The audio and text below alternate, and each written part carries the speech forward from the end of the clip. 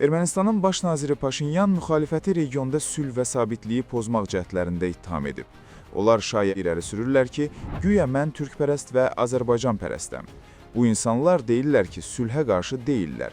Onlar heç vaxt sülhə qarşı olmayıblar. Sadəcə bu sülhü regiondan minlərlə kilometr uzaqda, Moskvada, Brüsseldə, Key Westdə və s. müzakirə ediblər. Amma sülh öz regionunuzda varsa sülhdür. Regiondan kənarda axtarılan sülhü necə təsəvvür edirsiniz?